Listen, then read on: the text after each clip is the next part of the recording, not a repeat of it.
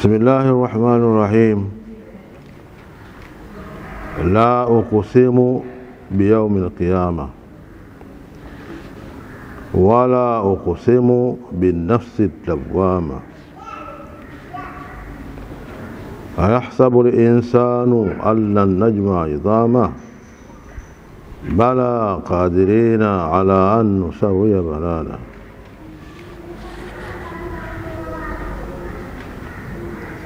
La uqsimu biyaumil qiyama. Mwenyezi Mungu anasema naapa kwa siku ya kiyama. La zaidatun fil mawdhi'ain. Ilahi imezidi katika humu mahala mwili. Mahala pa kwanza ni hapa, na pa pili panakuja. La uqsimu biyaumil qiyama, ninaapa kwa siku ya kiyama. Hii imezidi kwa taakidi, kwa kuakidisha ile kile kiapo, kukitilia nguvu kwamba kiyama kinakuja. Kwa maana Mwenyezi Mungu naapa kwa siku ya kiyama. Maana yake ipo wala uqsimu bin nafsi lawama, na naapa kwa nafsi yenye kujilaumu mno yenyewe.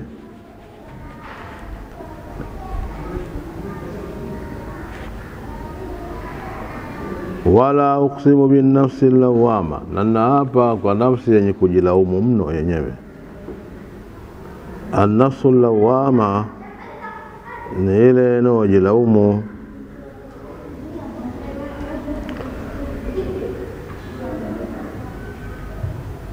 na itajilaumu wakati gani? Wakati imeshafika siku ya kiyama, yale yote yaliokuwa akielezwa hayafanya, hakuyafanya, au amefanya kwa taksiri au hivi namna hiyo. Kwa hiyo anajilaumu, nafsi inajilaumu pale itakapokuwa inaona hakika ya yale mambo yaliokuwa yameshaelezwa wakati yuko duniani.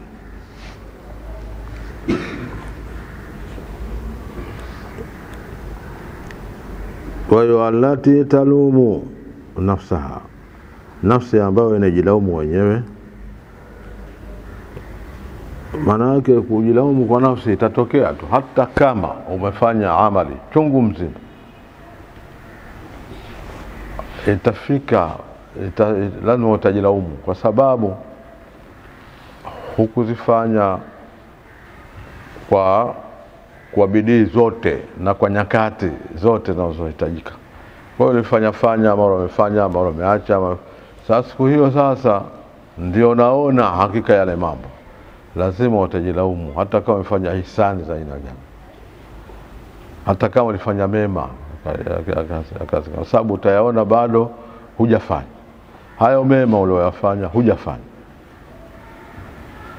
Na kama umefanya mabaya basi ndio zaidi. Kwa hiyo nafsi kwa vyote itafikia mahala itajilaumu kwa namna yote itakapokuwa.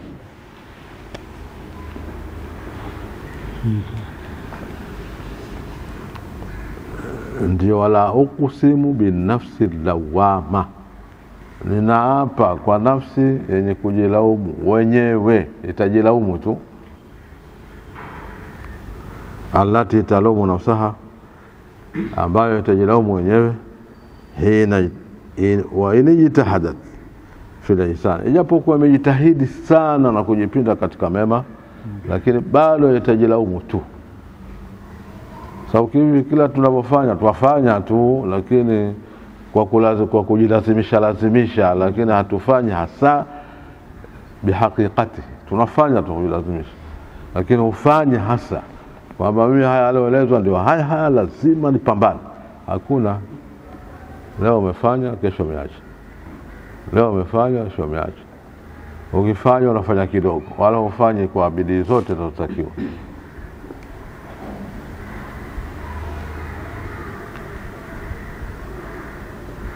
Wajawabu al-qasami mahdhufu, jawabu ya qasam imeondoshwa. maana yake ile ni qasam. Qasam ikija lazima kuwe na jawabu. Sasa matueleza hapa mufassiri kwamba jawabu ya qasam imeondoshwa, aya la tub'athun, maana yake mtafuliwa, ndio jawabu ya qasam. Na hapa siku ya kiyama, na hapa kwa nafsi yenye kujilaumu mno wenyewe, mtafufuliwa, ndio jawabu. Imejulisha kwamba jawabu ni hiyo. Haya maneno wanasema ayahsabu al-insanu an lan najma idhama, kwa jawabu ni ile la tub'athun. Dalili juu ya hayo kwamba jawabu ni hiyo nini? Ndio dalla alaihi ayahsabu al-insanu an lan najma idhama. Hivi anadhania mwanadamu kwamba sisi hatutoikusanya mifupa yake? Kukusanywa mifupa ni kwamba ni kufuliwa, ndio dalili kule la tub'athun, mtafuliwa.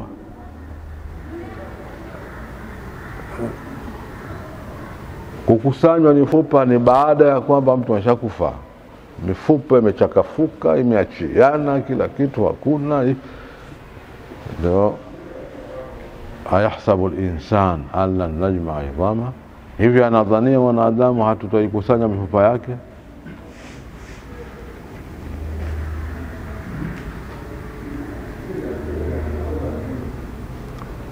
Na mwanadamu huyo anaambiwa ni kafiri. Muumini hana neno, kwa sababu yeye anaamini kwamba iko baath, iko hisabu baath, lakini ayasabu al-insanu an lan najma idhama. Hivi anadhania mwanadamu kwamba hatutoikusanya mifupa yake, ni kafiri. Yule ambaye tangu hapo anakataa habari ya baath hakuna, ndiye anaambiwa ni insani. Huyo ni insani anaitwa kafiri, ndio anayekataa baath. Lakini muumini yeye anakubali kwamba hakuna baath, iko siku hasa kwa ajili ya kufufuliwa, iko siku kwa ajili ya malipo na nini, siku ya kiyama. Muumini hana neno, lakini insani huyu anayekusudiwa hapa ni yule ambaye aitwa kafiri.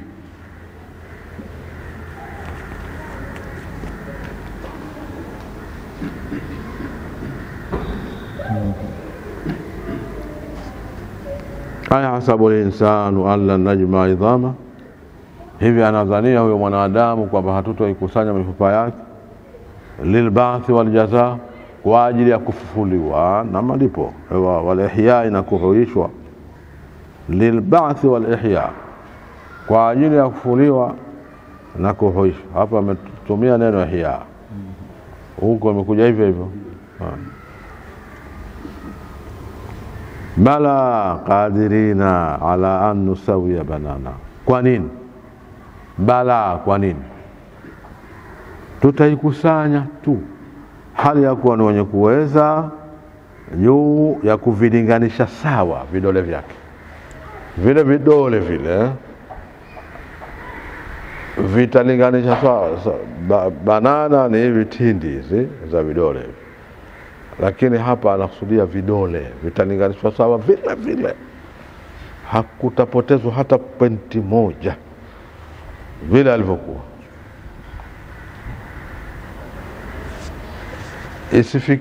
Asifikirie mtu baada ya kwamba wakuwa sasa alikufa, sasa hata akija kusanywa akifuliwa kutapishana viungo vyake, havitapishana, ni vile vile alivyokuwa hapo mwanzo. Asifikirie hivyo.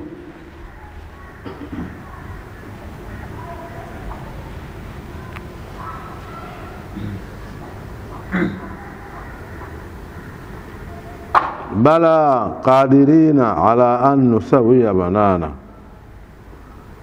Bala, kwa nini? Maana najmauha, tutaikusanya mifupa yake. Qadirina ala an nusawiya banana, hali ya kuwa ni wenye kuweza pamoja na kuikusanya mifupa hiyo juu ya kuvilinganisha sawa vidole vyake. Wa huwa la sawi ay nu'idu idhamaha kama kanat, manake tutarudisha mifupa yake kama ilivyokuwa. vidole vyake sawa sawa vile vile, ma sighariha, pamoja na udogo wake. Pamoja kwa vidogo na viungo vidogo, lakini vitarudishwa vile vile kwa udogo wake. Fakaifa bil kabira, vipi ikiwa ni mikubwa? Ikiwa ni vidogo utarudisha vile vile. Vipi mifupa iliyokuwa mikubwa zaidi? Narudisha tu. Ikiwa vidogo vyarudishwa vile vile vilivyo. Je, mikubwa?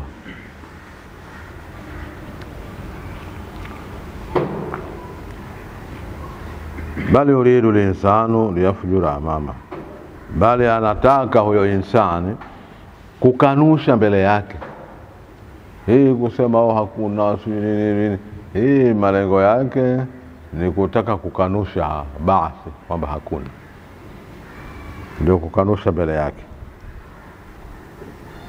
Hii amama maana mbele yake ni siku ya kiyama. Maneno haya anaambazia kukanusha nini? Kufufuliwa kiyama hakuna. Ndio maana usema itawezekanaje? Hii ndio malengo yake mwanadamu huyo. Bali yuridu linsanu liyafjura amama, bali anataka huyo insani mwanadamu huyo kukanusha mbele yake.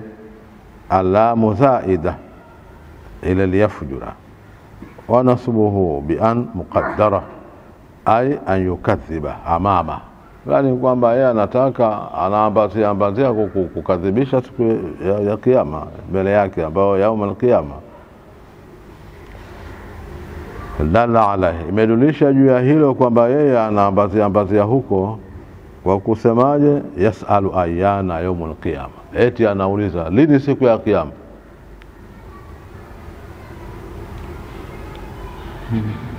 Anauliza hivyo, yasalu ayana yaumul qiyama, anauliza eti lini siku ya kiyama.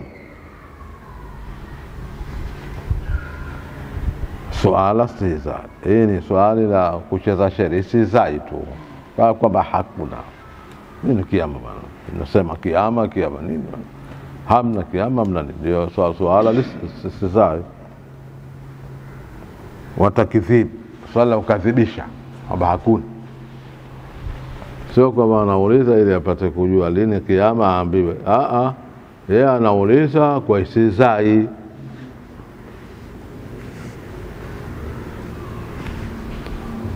Yasalu ayyana yaumul qiyama, anauliza ni lini siku ya kiyama. Suala istihza'in wa takdhib, swali la kucheza shere na kukadhibisha. Mwenyezi Mungu anasema fa idha bariqa albasaru, pindi litakapokodoka jicho, wa khasafa alqamaru, na ukawa mweusi mwezi,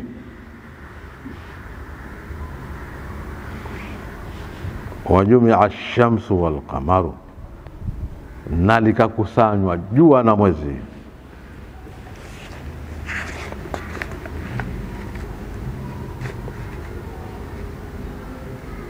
Hiyo ndio katika siku yake, ndio kiyama hicho. Hapo sasa yaqulu linsanu aina al-mafar, atasema huyo insani mwanadamu, wapi mahala pa kukimbilia? Maana kiyama tayari. Atauliza sasa, wapi tutakimbilia?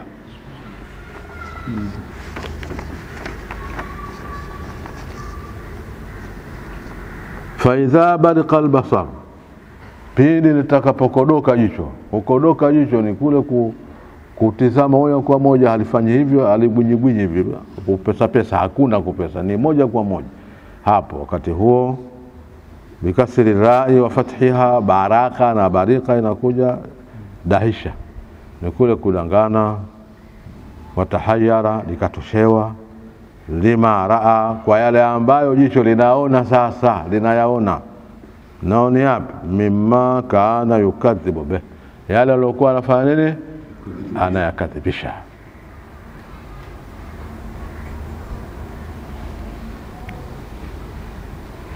Wa khasafa alqamar, na ukawa mweusi mwezi. Adhlama, maana mwezi utakuwa hauna nuru, umeingia giza moja kwa moja. Wa dhahaba dhauhu, ukaondoka mwanga wake.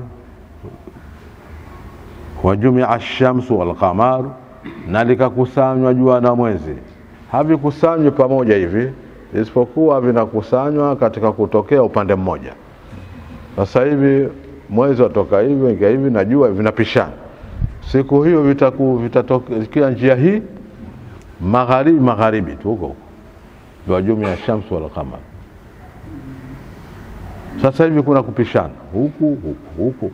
Sasa siku hiyo hakuna, vitatokea njia hii moja.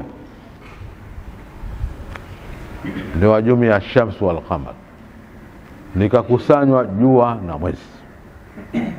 Fatalaa min al-maghrib, vyote vikatokea magharibi.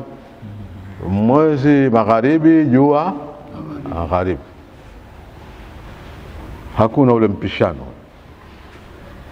Hiyo ndio wajumia ash-shamsu wal qamar, nikakusanywa jua na mwezi. Vitu vyote viwili hivyo vikawa vinatokea upande mmoja, vinatokea magharibi.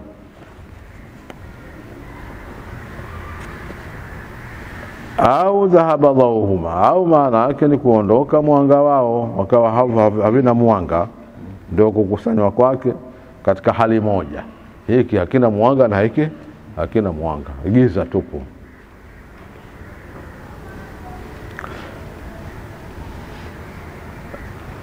Na hilo linakuwa siku ya kiyama.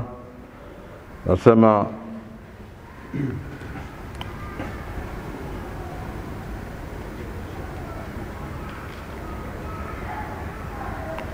hiki huku kujumuishwa jua na mwezi kutoka upande mmoja, hii sio siku ya kiyama, bali kuna karibu miaka 120 kufika kiyama. Yani kujumuishwa jua na mwezi mpaka kufika kiyama kuna miaka 120. Miaka 120 ndio itakuja sasa. Yani siku ya hiyo kujua na mwezi kutokea sehemu kuna mpaka kufikia kiyama ni miaka 120. Ile kukusanywa hiyo kuwajua na mwezi natokea sehemu moja, kipindi hicho mpaka kuja kiyama ni miaka 120. Ndio hiyo jumia ash-shamsu wal qamar. Sio tutasema hapa moja hivi, hapana, ila ni katika alama za kiyama. Sasa ndio isharati zinaanza hizo kwa kiyama. Sasa kinakuja ni kukusanywa jua na mwezi kutoka njia moja, yani upande mmoja magharibi, lakini baada ya hapo ni miaka 120.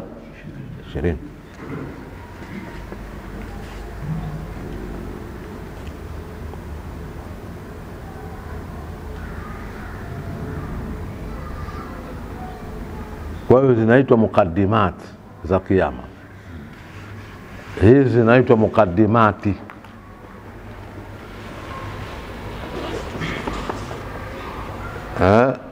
Vitangulizi vya kiyama.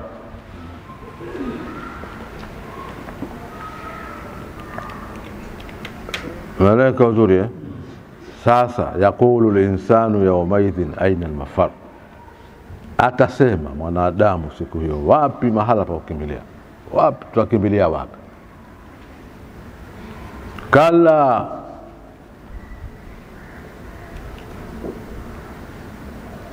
la wazar, hapana, la wazar, hapana mahala pa kutegemea. Yani kala sio hivyo, yani kala radu an talabi alfilal, hapana mahala pa kukimbilia. Ndio hiyo, wachilia mbali, yani wacha hivyo.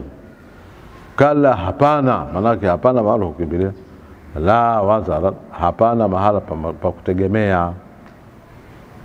Ndio la wazar. Kala hapana, la wazar, hapana mahala pa kutegemea. Kwanza hapana mahala pa kukimbilia, halafu la wazar, hapana mahala pa kutegemea, hakuna. La malja yatahassanu bihi au yutahassanu bihi, hapana mahali pa kutegemea ambapo yutahassanu bihi au yatahassanu bihi, ambapo atajihifadhi kwa mahala hapa, hakuna.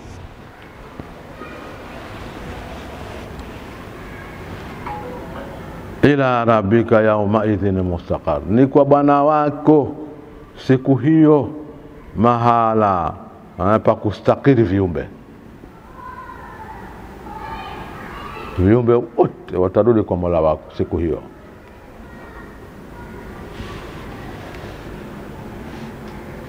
Ila rabbika yawma idhin mustaqar, ni kwa Bwana wako siku hiyo mahala pa kutulizana. Umeelewa? Mustaqarrul khalaiq, mahala pa kutulizana viumbe. Watatulizana kwa Mola wako siku hiyo. Watu wote watakusanywa kwa Mola hapo sasa. Ndio watatulizana hapo, wanasubiri hisabu. Umeelewa? Watatulizana mahala hapo, wanasubiri nini? Hisabu.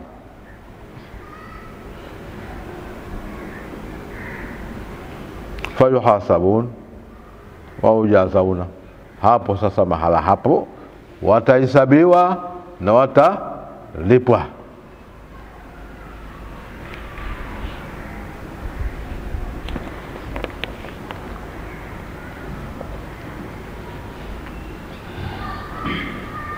Meleka fahamika vizuri.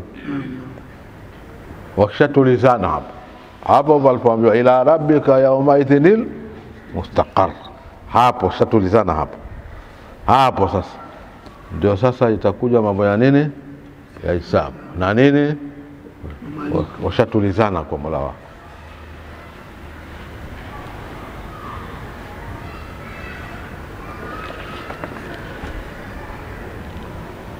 Yunabbau linsanu yawma idhin bima qaddama wa akhar, atafahamishwa mwanadamu, atajulishwa mwanadamu siku hiyo kwa yale aliyoyatanguliza na yale aliyoyaakhirisha.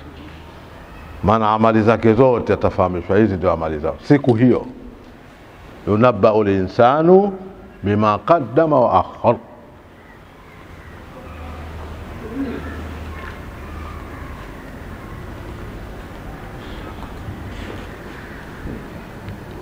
atapewa habari na kufahamishwa mwanadamu siku hiyo bima qaddam, kwa yale matendo aliyoyatanguliza, wa akhar, na aliyoyaakhirisha.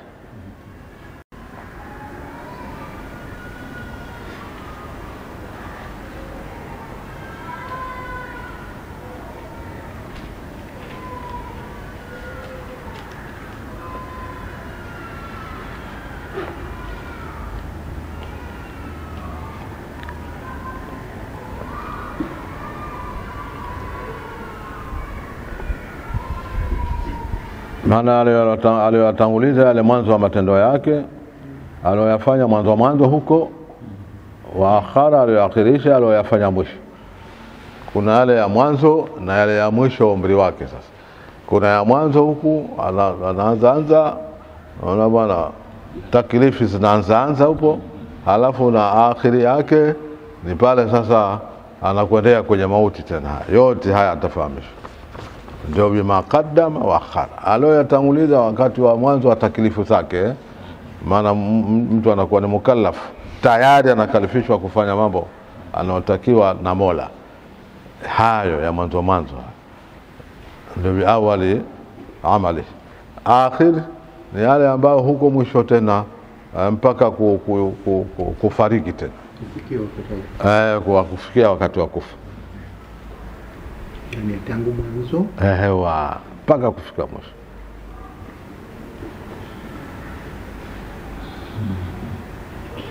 Anafahamishwa hili.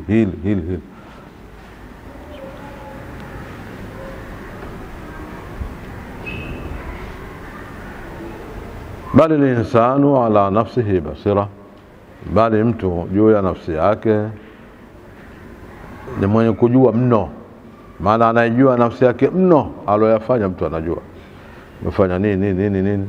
Una haja ya kuambiwa, utaambiwa kwa sababu ndio hivyo, lakini siku hiyo vitu vyote vitakuwa hadhi. Sasa hivi umesahau, lakini siku hiyo yote atakuwa hadhir.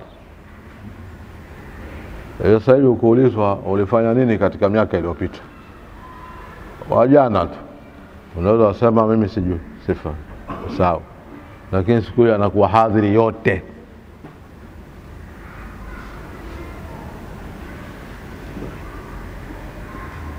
Ndio bali insanu ala nafsihi basira, bali mtu jua nafsi yake anajua mno, hiyo basira.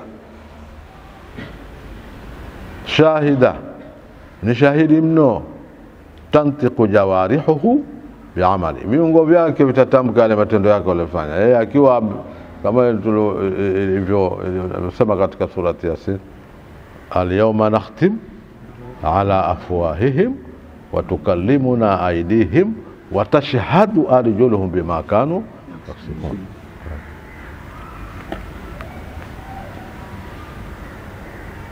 Kwa hiyo hakusahauliwi kitu, ukifanya fanya tu, lakini useme mimi hapa nafanya sijulikani, wacha habari zako hizo, ziache kabisa hizo.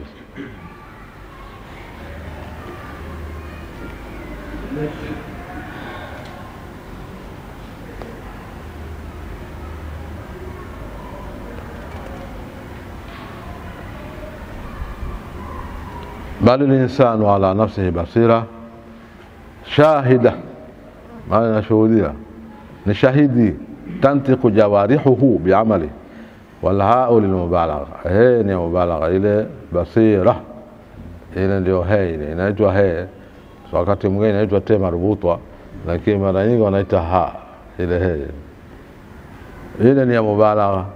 Fala budda min jazaihi, maana hapana bora lazima alipwe tu. Walau alqa ma'adhira, ajapotoa nyudhuru zake zote, maana ajapotoa nyudhuru na dhuruhu hizi na dhuruhu hakuna, utalipwa tu. Walau alqa ma'adhira, ajapotupa nyudhuru zake zote, maana ajapotoa nyudhuru, ajapoleta udhuru hivi jamu ma'adhira ala ghairi qiyas, ay lau jaa bikulli ma'adhira, japokuja na nyudhuru zote, ma kubilati min, nyudhuru hizo hasokubaliwa kwake, hatokubaliwa.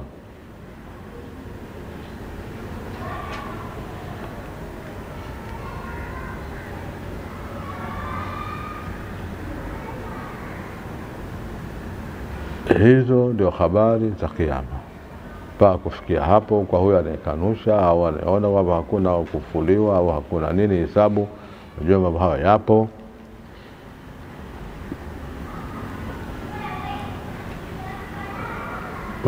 Mambo yake yote yatakuwa hadhir siku hiyo, na mwenyewe anajua.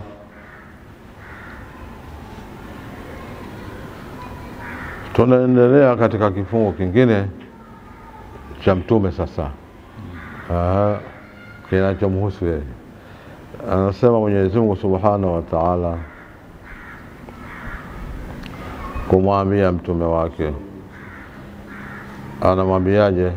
La tuharrik bihi lisanaka litajala bihi, usiutingishe kwa hiyo Qur'ani ulimi wako kwa ajili uifanye haraka.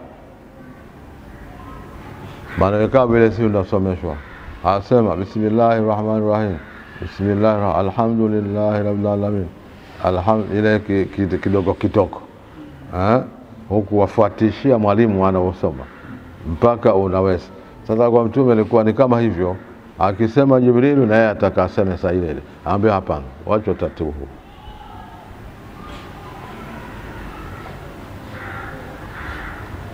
Kama vile tunaposomeshana, msomesha mtu asoma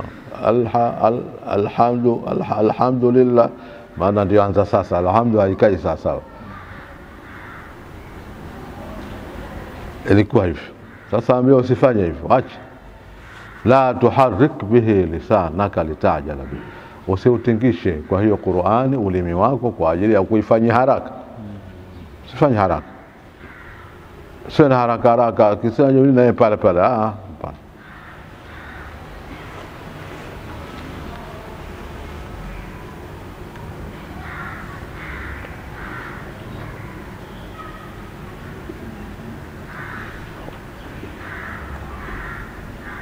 maana alikuwa anafanya hivyo khaufa an yatafallata min unafanya hivyo kwa ajili ya kuwa unaogopa isikuponyoke. Ndio maana yake, kama vile mwalimu akisema leo wasoma saa ile na hivyo afuatia mpaka unaweza. Sasa sio hivyo. Khaufa an yatafallata min, kwa kuogopa ukuponyoka hiyo Qur'ani. Usifanye hivyo, usifanye haraka, usitingishe ulimi wako kwa hiyo Qur'ani. Maana la tuharik bihi bil Qur'ani qabla faraghi Jibril minhu, kabla ya kumaliza Jibril kuisoma, mwache asome mpaka mwisho, halafu utaona tutakwenda vile vile tu. Sisi ndio tuko ndo anaambiwa inna alaina jam'ahu wa Qur'ana, hakika ni juu yetu sisi kuikusanya hiyo Qur'ani ndani ya kifua chako na kukusomesha.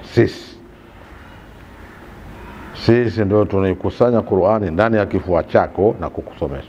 Kwa hiyo sio haraka, waache uyasome mpaka mwisho, mpaka akimaliza akikwambia soma utasoma tu kama kawaida. Lakini kwa sisi shati harfan harf, tamko. Ukisoma mpaka mwisho mwambia soma, hujui chochote, huwezi.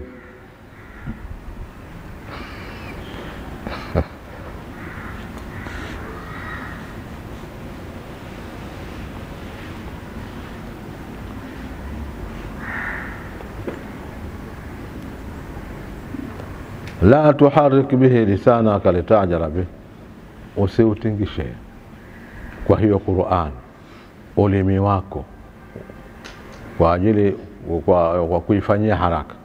Inna alaina jam'ahu, hakika ni juu yetu kukusanya Qur'ani katika kifua chako, fi sadrika wa Qur'ana, na kukusomesha na qira'ataka iya kusomesha, ay jarayanahu ala lisanika, kuipitisha juu ya ulimi wako. Ni sisi tuipitisha tu kama inavyotakiwa, wala usiwe na kwa wepesi, wala usiwe na tabu.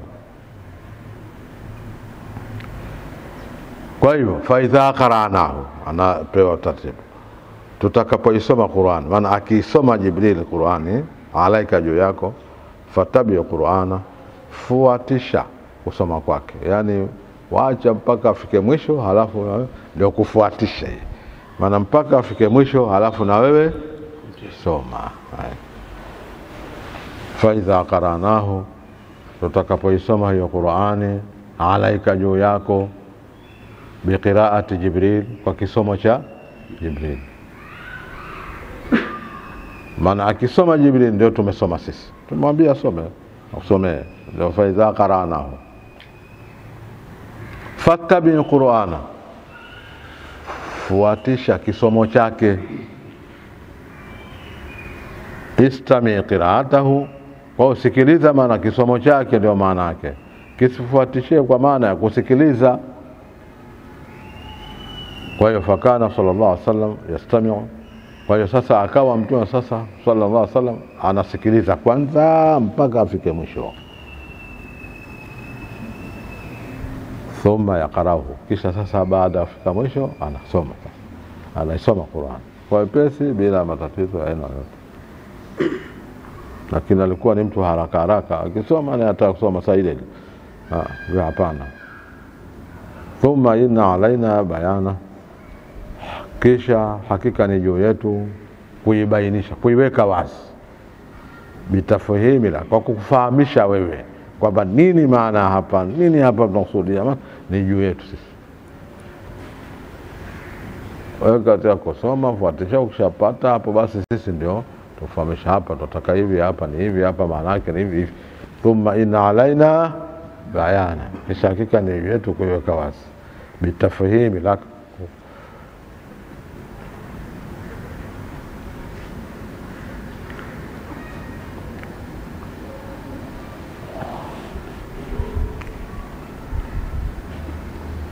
hizo ni aya zilizokuwa zinahusiana na mtume wetu katika jinsi ya maelekezo katika kuipokea Qur'ani kutoka kwa Jibril. Mpaka hapo ndo maelekezo yake. Tunakuja namna nyingine. Bali huyu mfasiri wetu ameingiza maneno kidogo. Amesema wal munasabatu baina hadhihi al-aya, munasaba kati ya aya hii wa ma qablaha, na zile aya zilizokuwa nyuma yake, zilizokuwa kabla yake. Anna tilka, ni kwamba aya hizo zilizokuwa nyuma, tadhammanat al-i'rada an ayati llahi, zile zimekusanya kupanyongo alama za Mwenyezi Mungu kuhusiana na kiyama. Zile zilihusu habari ya nini? Kiyama. Ndio aya hizi zile za mwanzo na hizi hapa. Zile zimekusanya kupanyongo aya za Mwenyezi Mungu kwa jumla, aya zake. Wa hadhihi, na aya hizi tadhammanat al-mubadarata ilaiha, zimekusanya kufanya haraka, yani kufanya haraka kama vile mtume bihifadhiha, wa kuzihifadhi. Hizo zimeelekeza upande huo wa mtume kufanya haraka takasa ile ile ayo ameshazihifadhi. Hii ndio mnasabu wake, ni kana kwamba kusiunganishwa kwa mnasab. Kule ni kupanyongo aya za Mwenyezi Mungu, na hapa ni kule kufanya haraka.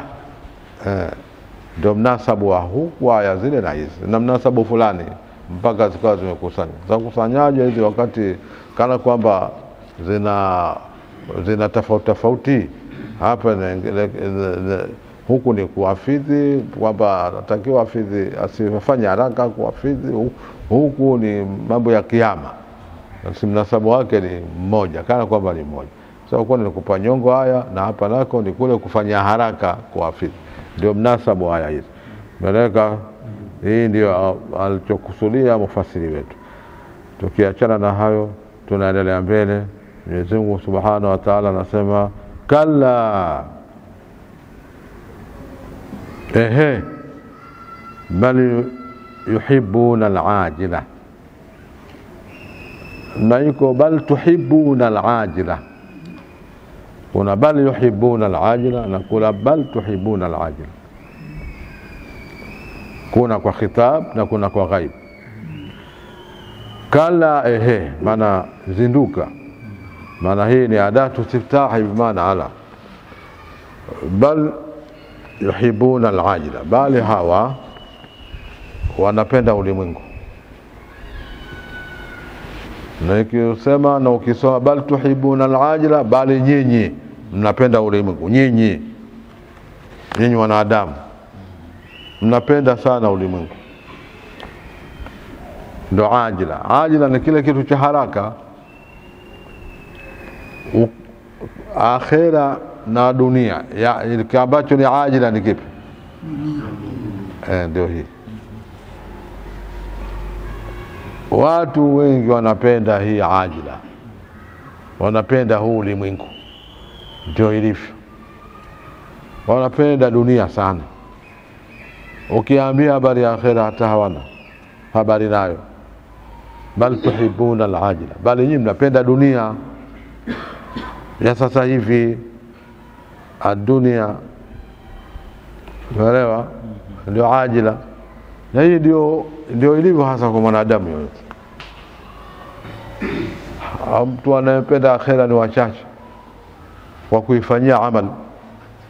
Maana ukiona mtu afanya amal kwamba huyo ameelekea vizuri akhera, anafanya ibada vizuri, huyo ndio anapenda akhera. Lakini je, ni kweli sisi tunapenda akhera? Tuulizane hapa. Nani aseme tunapenda akhera kweli sisi?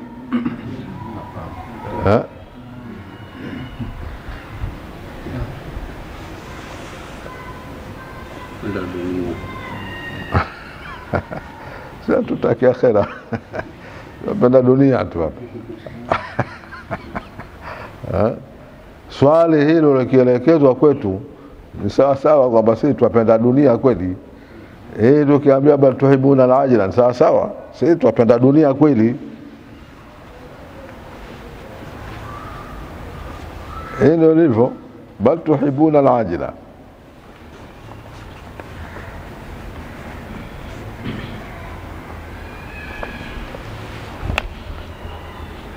Watadharuna al-akhirah, mnaiacha akhirah.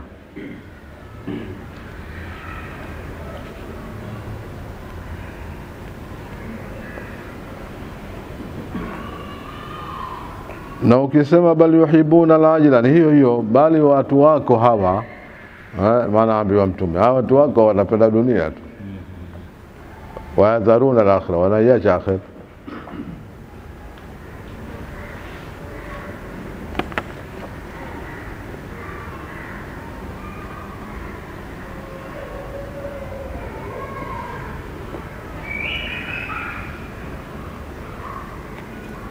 Manake fala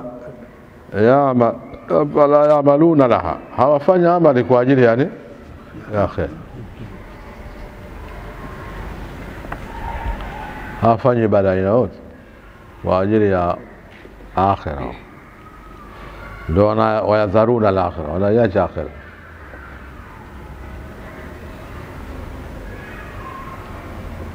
Sasa Mwenyezi Mungu anaeleza nini huko akhera tutapokuwa. Sasa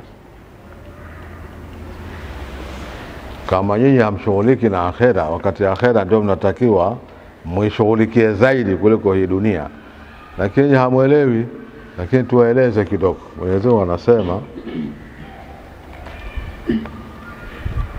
ujuhun yawma idhin nadhira, nyuso siku hiyo ni zenye kunyenyerika. Ujuhun yawmaidhin nadhira, nyuso siku hiyo ajila, hiyo siku ya kiyama, hiyo akhira. Nyuso siku hiyo zenye kunyenyerika, manake ni makundi mawili. Kundi la kwanza nyuso zao ni nadhira. Nadhira ni zenye kunyenyerika, zinatoa nuru, zinawaka.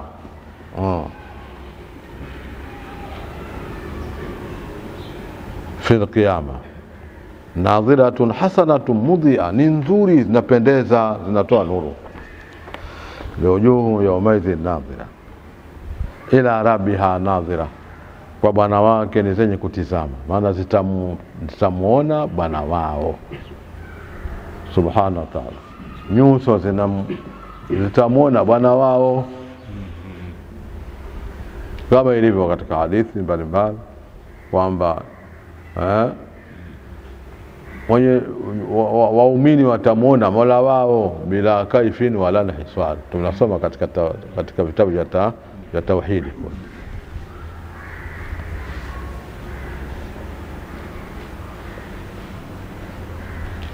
Wanasema wayajuzu an yura fil akhirah, katika sentensi zao najuzu kuonekana Mwenyezi Mungu akhira, lakini bila kaifi wala hisab, basi na namna wala kudhibiti. Ndio hii ujuhu yawmaidhin nadhira ila rabbiha nadhira, nyuso siku hiyo zenye kunyenyerika, nzuri kabisa, zimejaa nuru, furaha na vicheko na nini, hizi namna hiyo. Ila rabbiha nadhira, zenye kumtazama Mola wao. Ndio kwa bwana wake zenye kutizama na mtazama Mola wao.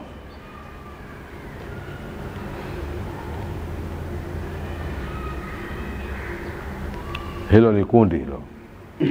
Yarauna Allah subhanahu wa ta'ala fil akhirah, watamuona Mwenyezi Mungu subhanahu wa ta'ala huko akhera.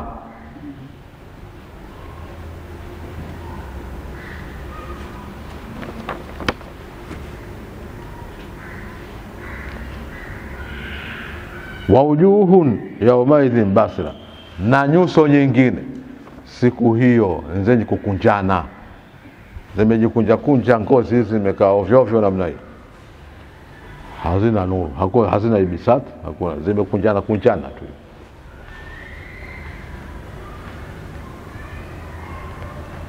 wa wujuhu yawmaidhin basira, na nyuso nyingine siku zenye kukunjana, karihatun shadidatul ubusa, zimekunjana mno, zimekunjana kabisa hivi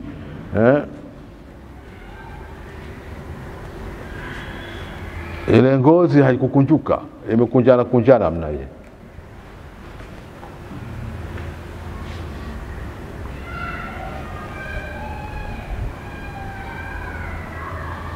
Ndio kaliha maana yake ni kukunjana, unaelewa? Ndio kaliha. Shadidatul ubus ndio kukunjana mno, ubusi ni ile kukunjana pia ni hivyo. Tadhunu an yuf'ala biha faqira, zina yakini kutendewa balaa kubwa.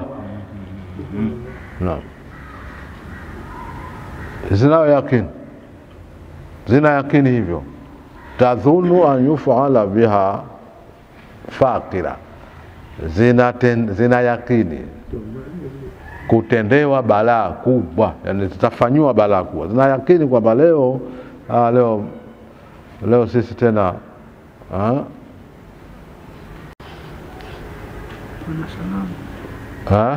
Pana salama. Leo salama hakuna. Maana mtu anajijua leo mimi sina salama tena. Tutadhunu an yuf'ala biha faqira, zina yakini kutendewa balaa kubwa. Dahiyatun adhimatun, ndio dahia, ndio balaa. Dahia ni balaa kubwa. Taksiru faqara dhahar, linalovunja mifupa ya mgongo. Taksiru faqara dhahar, linalovunja mifupa ya mgongo, ndio maana faqira. Le faqira maana yake ni balaa linalovunja mifupa ya mgongo, sababu faqira ni mifupa ya mgongo kutoka karibu na bega hapa inaitwa kahil mpaka kufika kwenye ajibu thana, ule mgongo kutoka kahil. Kahil ni hapa begani hapa karibu, ndio kahil. Halafu kuanzia hapa mfupa wa mgongo huu, ule mgongo ule unaoona kwenye mapicha wenyewe wanaojua uti wa mgongo ule, ndio ule unaitwa faqira, kwa sababu umekaa una vipingili vile, hilo ndio inaitwa faqira. Vipindi vile, zile tindi vile, umekaa katika sura ya pindi, ndio inaitwa ndio faqar. Faqar ni zile pindi zile. Kwa hiyo ndio inakuwa.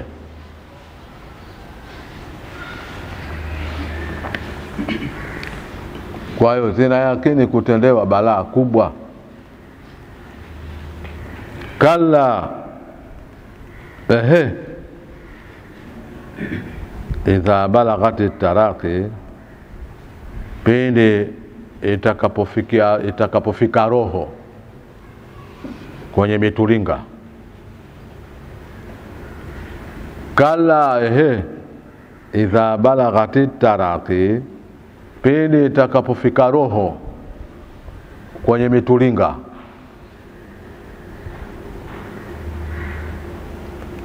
Hapa inakusudiwa nafsi, roho, wakati natolewa sasa.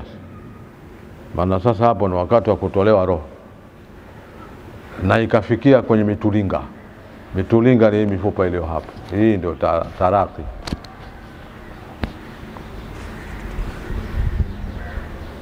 Kiswahili tunaita nini?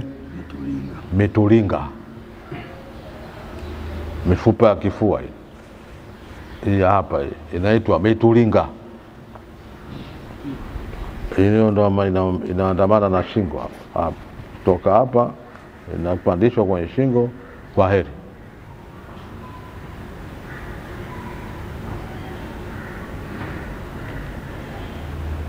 Umeelewa? Ndio kalla idha balagati taraqi.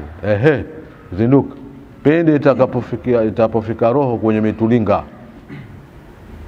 Idham alhalq, ile mifupa iliyozunguka shingo, koo. Tulinga ni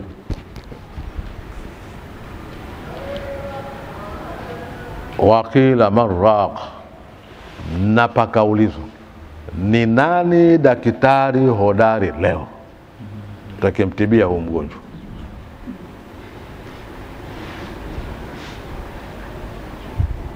Waqila marraq, pakasema pakaulizwa ni nani daktari hodari leo. Labda tuelekee sijui wapi, tutapata daktari atakayeweza kuturudishia hali ya mgonjwa wetu.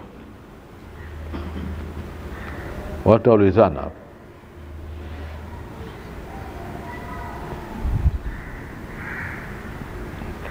Hii wakila manakala man haula, wakasema wale waliokando ya ule mtu, ule mgonjwa.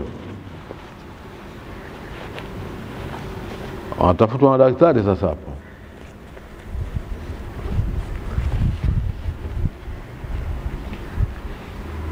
Marraq, nani daktari hodari? Maana huyo daraki ni yule daktari yarqihi, atakemtibu liyashfa, ili afanye nini? Apone. Ni shafia yashfa. Nani daktari hodari?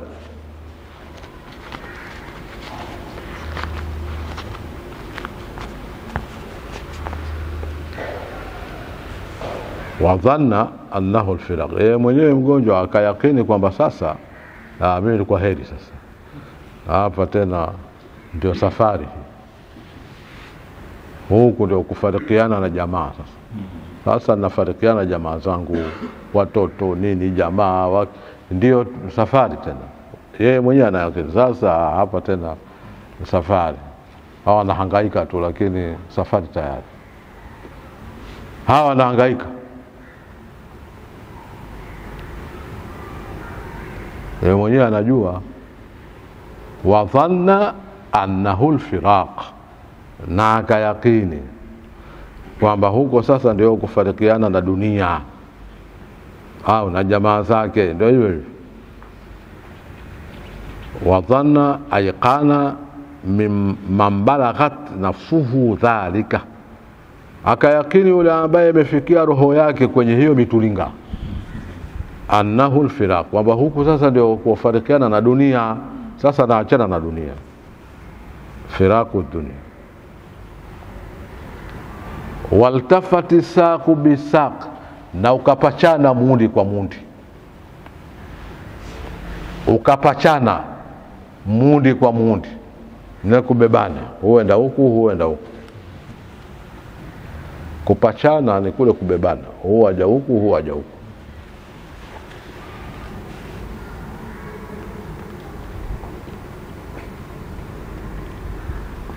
Saq ndio hii tunaita muundi. Sehemu hii, mguu huu kuanzia kwenye goti mpaka kwenye nyayo huku, hii ndio inaitwa saq. Kipande hiki cha hapa hiki ndio kinaitwa saq. Kuanzia kwenye goti hiki cha hapa hiki ndio saq. Ndio inaitwa muundi. Kwa Swahili sisi tunaita muundi. Watu wengine wana majina yao, lakini sisi tunaita muundi. Kwa ufupi ni kwamba ukapachana mguu kwa mguu, ndio lugha fupi. Ukapachana mguu kwa mguu, hiyo ndio lugha fupi. Au tukitaka asli ya saq haswa, ndio inaitwa nini? Muundi. Lakini ukitaka kwa lugha nyepesi ya kufahamika haraka, na ukapachana mguu kwa mguu.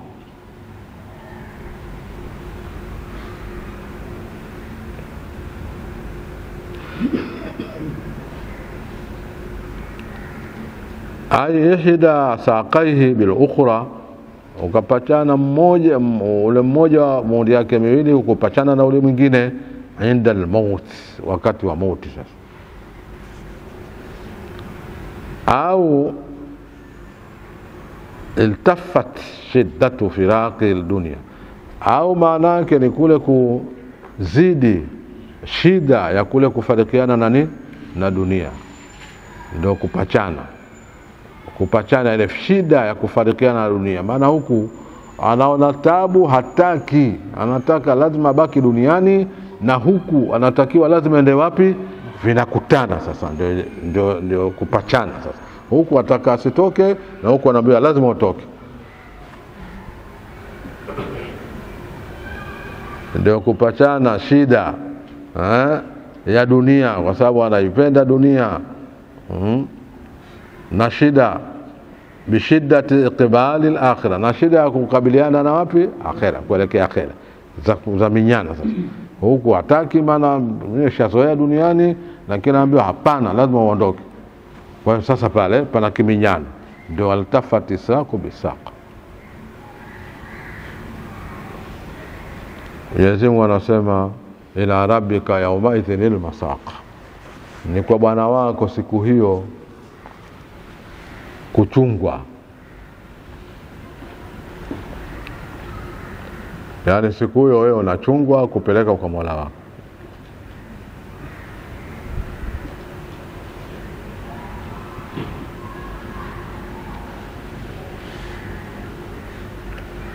Maanake al-maana idha balaghat an-nafsu al-hukuma, itakapofikia roho kwenye ile hulqum, tusaqu ila hukmi rabbiha, nafsi sasa hapo inapelekwa kwenye hukumu ya Bwana wake. Ndio ila rabbika yawmaidhin al-masaq, ni kwa Bwana wako siku hiyo kupelekwa, yani kuchungwa, kupelekwa kwa Mola wake. Ndio ila rabbika yawmaidhin al-masaq, kuchungwa siku hiyo, kupelekwa kwa Bwana wako. Ni kwa Bwana wako siku hiyo kuchungwa, yani unapelekwa kwa Bwana wako sasa.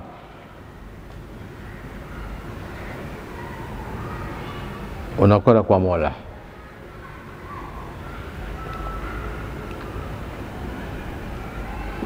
Kwa hiyo na mtu mwenyewe sasa fala sadaka, hakusadikisha huyo mwanadamu huyo, fala sadaka, hakutoa sadaka. Tukisema wala sadaka, ima hakusadikisha, na hiyo ndio nzuri. Fala sadaka, hakusadikisha yale walioambiwa yote, hakuyakubali. Fala sadaka al-insan, hakuyasadikisha mtu huyo. Wala swalla, wala hakuswali.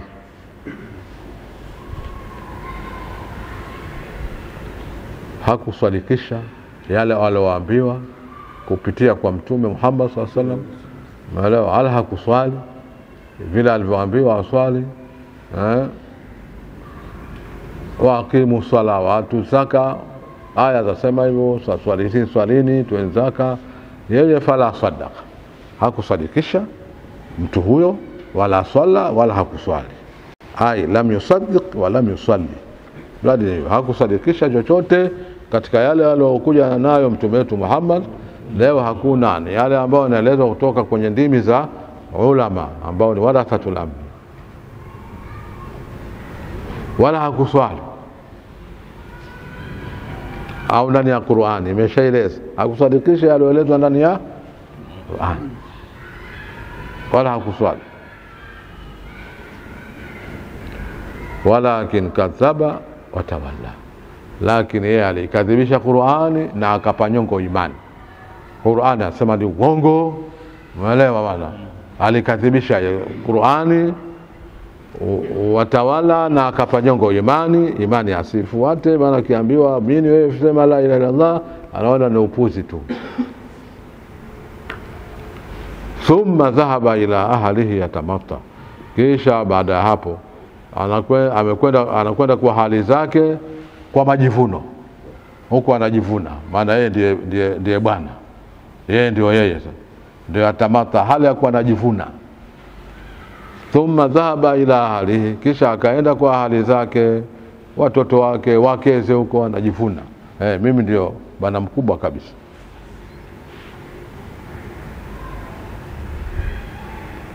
Yatabakhtar fi mashi au fi mashiyatihi, anajivuna katika mwendo wake, anakwenda kwa maringo kabisa.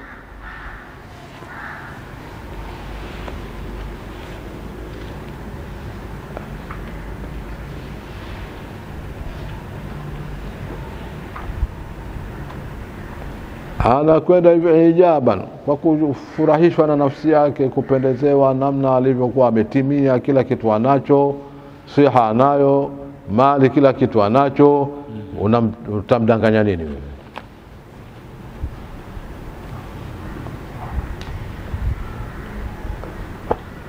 Beleka, huyo ndio mwanadamu. Sasa Mwenyezi Mungu kwa kuwa anawajua wanadamu wake, anaeleza vile walivyo haswa. Tuelewana? Naam.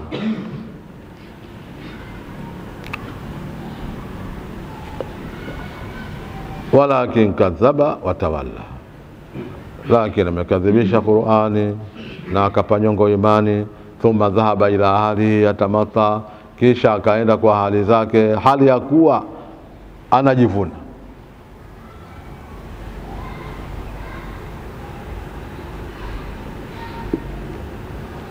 Aula laka faula,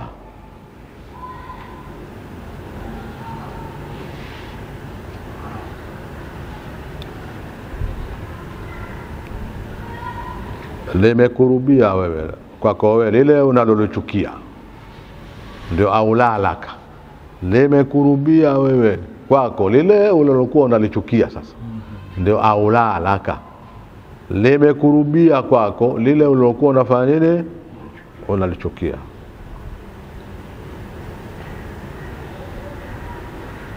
Waliyaka ma takrahu faaula, hilo ndio lilokuwa bora kwako, hilo ndio lilo bora kwako. Fahuwa aula bika min ghairik, lilo lilokuwa unalichukia sasa limekurubia, lilo la kwa sasa wewe ni mtu wa motoni limekurubia, na hilo ndio bora kwako, ndio faaula laka, hilo ndio bora kwako.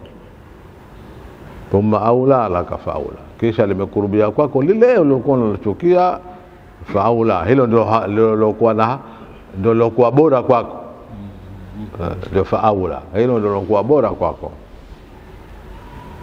Ayahsabu al-insanu an yutraka suda, hivi anadhania mwanadamu aachwe bure bure tu baada ya kuumbwa, basi afanya nayo yataka yeye mwenyewe, asikalifishwe jambo lolote katika mambo ya sheria. Ayahsabu al-insanu an yutraka suda, hivi anadhania mwanadamu aachwe bure tu.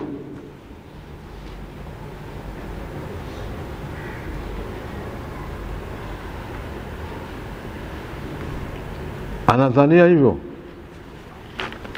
hamalan, bure tu hivi achwe tu basi afanye atakavyo mwenyewe, kama dunia inavyotaka leo, mtu afanye anavyotaka mwenyewe, asimambiwe lolote hivi. Hakuna. Labda yeye amejiumba mwenyewe, lakini kama tumemuumba sisi hatuwezi, lazima tumpe amri. Kama amejiumba mwenyewe, haya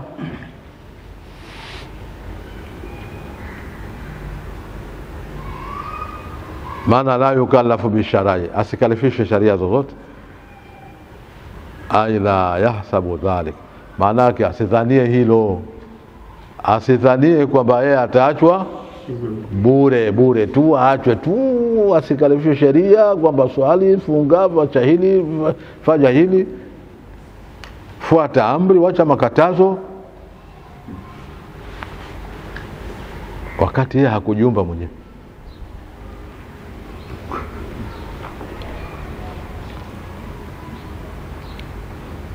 Sasa Mwenyezi Mungu anamwambia, alam yakun nutfatan min mani yumna, hivi huyu hakuwa ni toni linalotokana na mani yenye kumiminwa katika mfuko wa uzazi? Sasa alikuwa toni tu, leo amekuwa ni mtu anajivuna, leo akiambiwa hivi hataki, anakadhibisha kila jambo. Alam yakun nutfatan, hivi hakuwa huyu ni toni la manii, ni toni mimaniin, linalotokana na manii, yumna, yenye kumiminwa katika mfuko wa uzazi.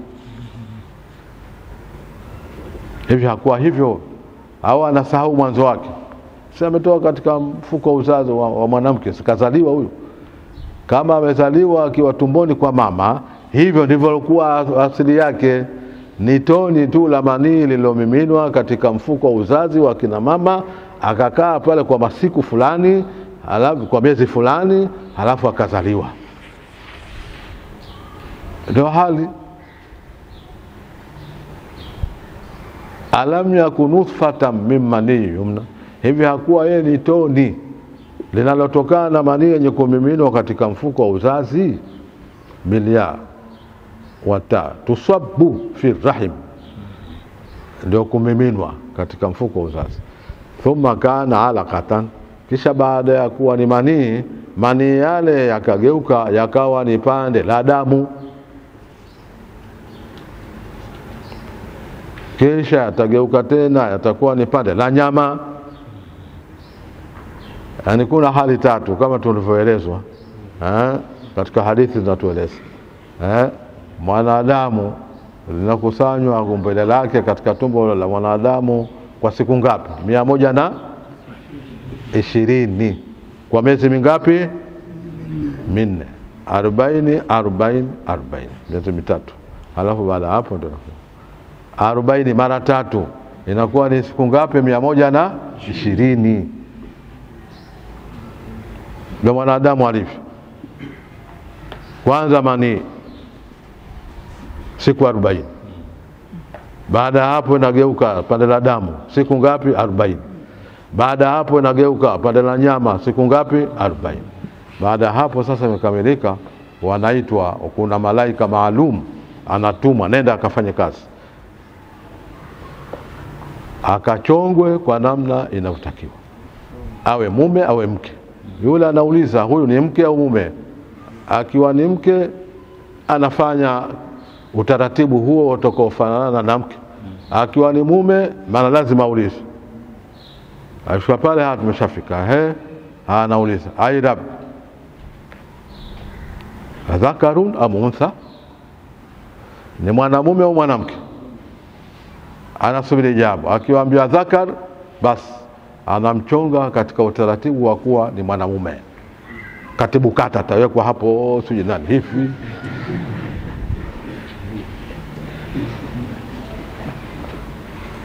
Umeelewa? Mwanamume huyo. Ikija kauli kwamba ni mwanamke, basi itakuwa ni mwanamke, atafanywa ataofanywa hivi namna yake. Halafu huyo leo hajaambiwa habari za Mungu, anakataa.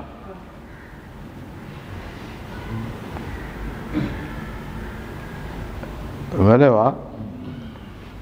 Hivi ndivyo anavyoeleza Mwenyezi Mungu Subhanahu wa Ta'ala. Anasahau alikotoka, kwamba alikuwa hivyo tumboni kwa mama. Hebu angalia wewe, mtu anawezaje kukaa pale? Lakini ndipo alipotoka kila mwanadamu anatoka pale. Baada hapo akishakuwa na akili sasa, na huko ana uwezo, habari ya Mungu hakuna. Akiambiwa maana wewe kuna 1 2 3 unatakiwa muamini Mola wako. Sasa Mola gani? Mungu gani? Wewe mwanadamu. Hii ndio ilivyo. Anasahau kule. Ndio sura hiyo. Kwa hiyo ndio Mwenyezi Mungu anamrudisha kwamba wewe pamoja na majivuno yote unajiona, lakini wewe ni tone lililotokana na manii yaliyomiminwa katika mfuko wa uzazi wa mwanamke. Angalia ulikotoka, ulipokuwa umekaa pale.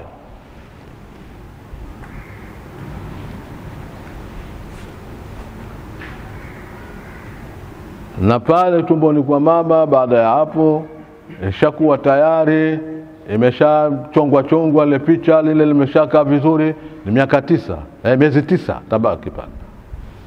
Pale miezi 4. Baada ya miezi 4 kutaongezeka miezi 5 ili ile umbile likamilike vizuri. Na kisha toa roho ndio sasa inakamilika, ili ifikie hali ambayo akizaliwa anaweza kupambana na hali za dunia. Ndio maana yake. Akizaliwa kabla ya hapo ni matatizo. Hali ya hewa inakuwa hakubaliani nayo, inabidi lazima awekwe tena kwenye vyumba maalum kwa leo, kama udaktari wa leo unavyokwenda. Kama amezaliwa kabla, hawezi kuminyana na hali iliyoko, lazima awekwe katika vyumba maalumu ambavyo vitawekwa mpaka ile hali ya mwili ikubaliane na hali ya dunia. Hii ndio namna yake.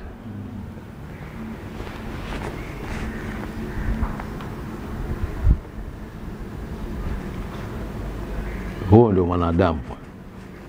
Akishazaliwa hapo bwana, la haula, hasa akiwa na akili na malimali kidogo hivi, la ilaha illa Allah, hamjui Mungu, hana chochote, basi ni yeye tu.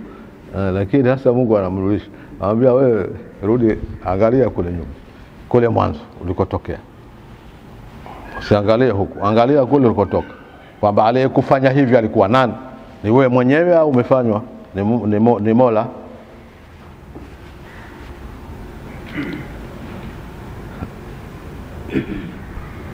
Thumma kana alaqatan fakhalaqa fasawa, kisha akawa ni pande la damu. Mwenyezi Mungu akaumba katika pande hilo, akaumba mtu mwanadamu kama hivyo. Fasawa, akavilinganisha sawa viungo vyake, vidole vyake sawa sawa kabisa. Ukipima mkono huu na huu iko sawa sawa, hakuna kupishana, huu mrefu huu mfupi, mguu huu mrefu huu mfupi, hakuna, sawa sawa.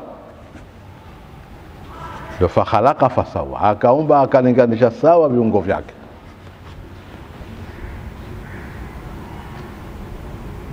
Faja'ala minhu zawjaini adh-dhakara wal-untha, akaumba Mwenyezi Mungu au akajalia Mwenyezi Mungu katika tone hilo mume, maana namna mbili. Akaumba akajalia katika mani hayo, maana katika mani hayo, minal mani alladhi sara alaqatan thumma qit'atan, ay qit'ata damin, thumma mudgha, thumma qit'ata lahamin, az-zawjayn an-naw'ayn. Kisha akaumba kutoka katika mani hayo aina mbili, namna mbili. Namna mbili hizo ni zipi? Adh-dhakara wal-untha, mke na mume.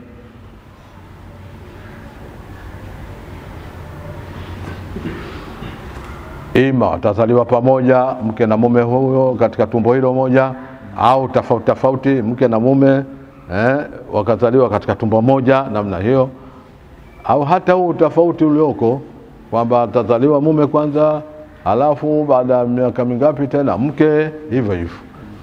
Lakini inawezekana ni kwamba ile toni moja mani ile ikajaliwa waume mke na mume hawa, yani katika tumbo moja ikawa kuna mume na mke au mke au waume wawili. Ndio kuna Hassan na Hussein, masuala hayo. Wengine watoto wao watawaita Hasani, maana wamezaliwa pamoja katika mimba hii.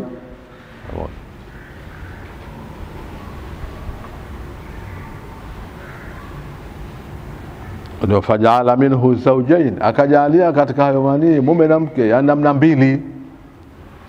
An-naw'ain adh-dhakara wal-untha, mume na mke yajtami'ani taratan, wanakutana pamoja, huyo mke na mume wanakutana katika mimba hii.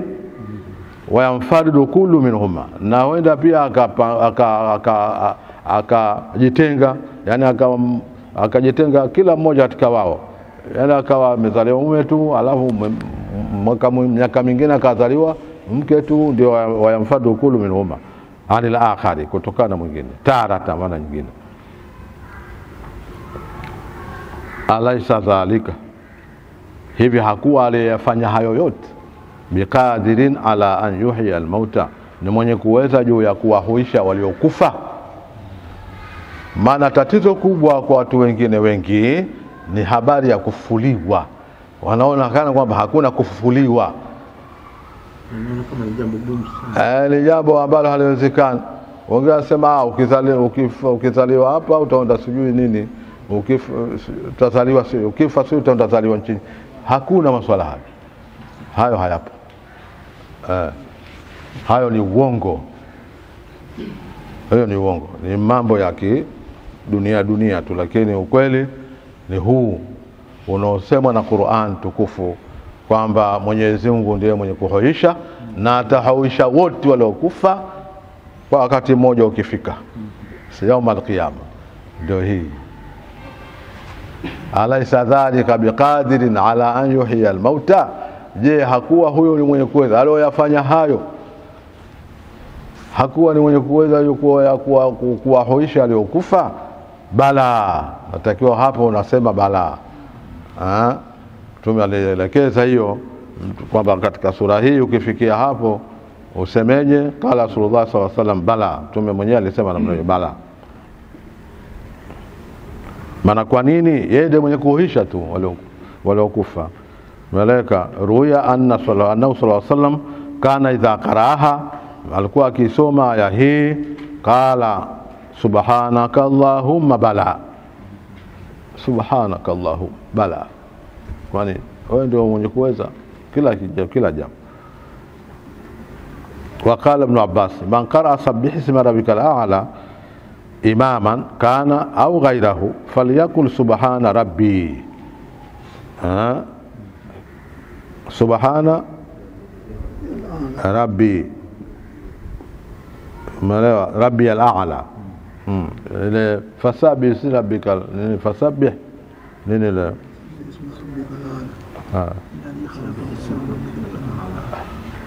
kule mwisho nasemaje? ومن قرأ لا أقسم بيوم القيامة إلى آخرها فليقل سبحانك اللهم بلا إماما كان أو غيره. الإمام alikuwa au hata kama ni maamuma aseme hivyo. Fika mwisho, alaysa dhalika biqadirin ala an yuhya almauta, utasema subhanaka allahumma bala. Imamu aseme hivyo na hata maamuma pia aseme hivyo, na mtu mwingine wa kawaida pia. Tutaishia hapa, wallahu wa rasuluhu a'lam.